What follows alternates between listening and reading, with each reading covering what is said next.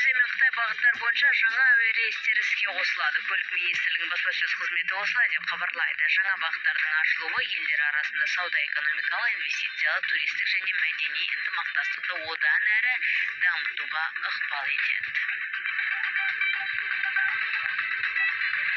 Қазақстанда былтыр жыл соңында 448-2 мың адам жұмыссыз ретінде тіркелген.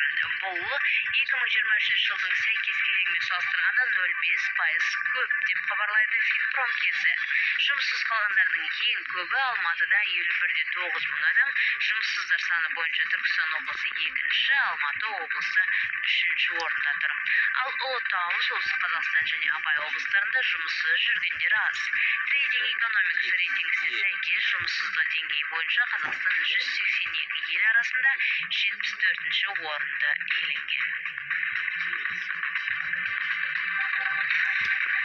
Шетел жаңалығына ойысақ, Хамас соғысты тоқтату үшін барлық тұтқынды босатуды ұсынып отыр. Хамас өкілі Хазем Кассем қатысты, яғни ол атысты тоқтату келісімінің екінші кезеңіне қатысты көзқарасын білдірді. Біз тұрақты атысты тоқтатуға және Газа секторына әскерлерді толықты шығаруға келетін келісімге келісу, яғни соған келу аясында тұтқын айырбастаудың екінші кезеңіне дайынбыз. Ал Хамастың Газа секторынан ығыстыру ол психологиялық соғыс, деді Кассем. Әзірге осы, өзге де ақпарат туралы толығырақ Авторадио.кз ақпарат сайтынан біле аласыздар. Бұл Авторадио Қазақстан. Ауа райы болжамы.